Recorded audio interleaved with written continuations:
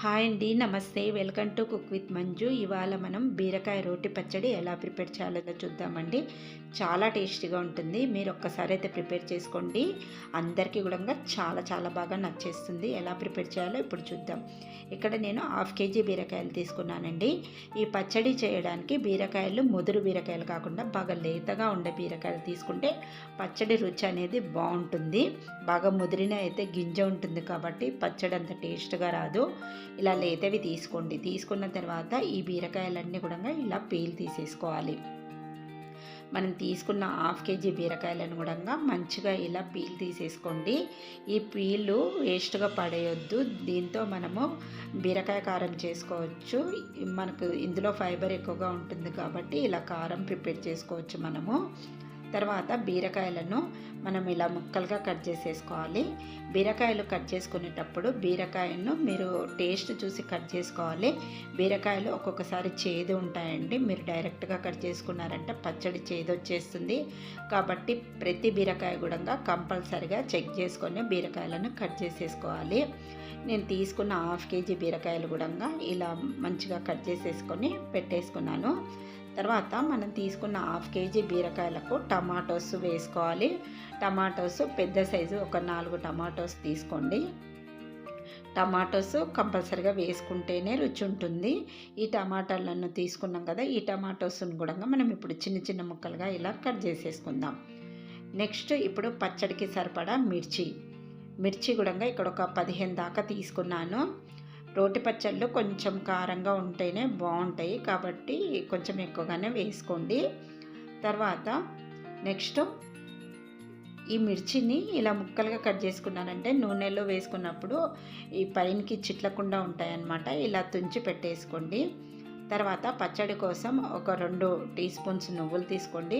ఒక వెల్లుల్లిగడ్డ కంప్లీట్గా తీసుకొని పొట్టు తీసేసుకొని పెట్టేసుకోవాలి.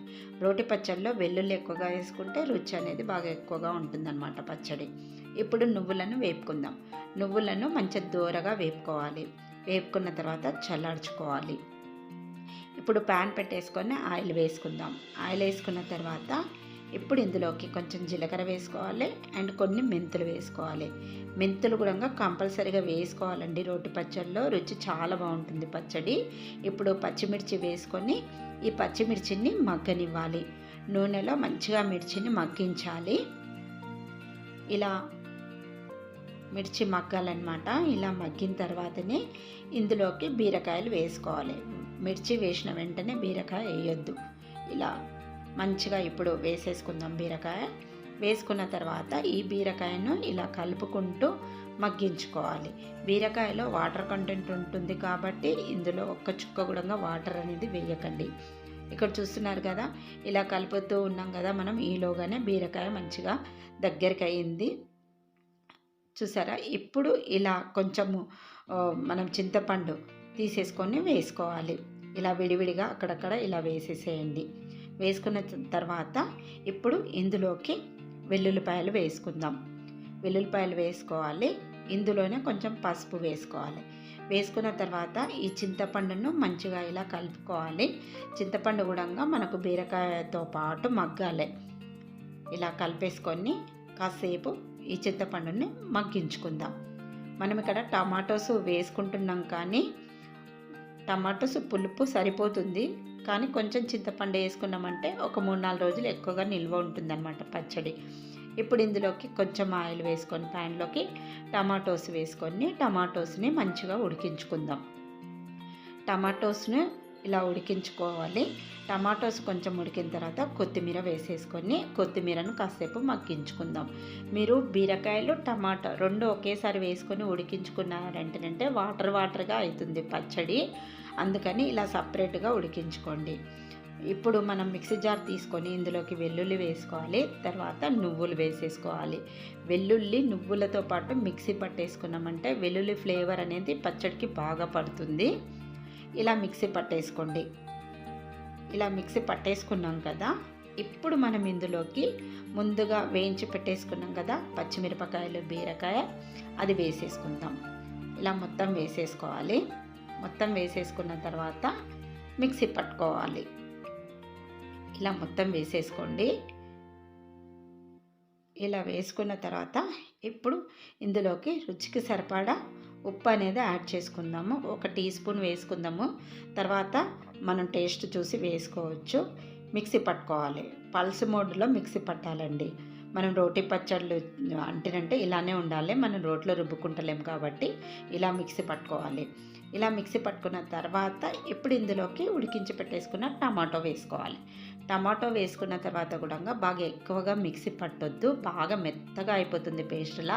పల్స మోళ్ళనే మీరు మిక్సీ అనేది పట్టుకోవాలి.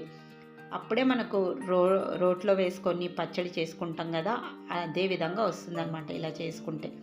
చూసారు కదా, ఇలా చేసేసుకోండి.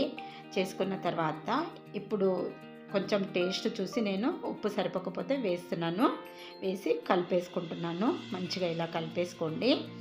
ఒకేసారి వేస్తే బాగా ఉప్పు అయిపోతుందండి. మీరు టేస్ట్ చూసి వేసుకోవచ్చు ఉప్పు అనేది. ఇలా మంచిగా ఉప్పు వేసి కలుపుకున్న తర్వాత దీన్ని అంతా కూడా ఒక బౌల్లోకి వేసేసుకుందాం. ఇలా పచ్చడి మంచిగా బౌల్లోకి వేసేసుకున్న తర్వాత పోపు పెట్టేసుకోవాలి. నెక్స్ట్ ప్యాన్ పెట్టేసుకొని పోపు వేసుకుందాం. ఆయిల్ వేసుకోవాలి. ఆయిల్ కొంచెం ఎక్కువగానే వేసుకుంటే రుచి బాగుంటుంది. పోపులోనే ఉంటుందండి టేస్ట్. మంచిగా వేసుకోవాలి ఆయిల్, పోపు గింజలన్నీ. ఇప్పుడు ఇందులోకి జీలకర్ర, ఆవాలు, పచ్చిశనగపప్పు, మినప్పప్పు, ఇంగువ, అలాగే ఎండుమిరపకాయలు వేసుకున్నాను. తర్వాత కరివేపాకు కూడా వేసుకున్నాను. ఇదంతా వేసేసుకొని పోపును మంచిగా వేగనివ్వాలి.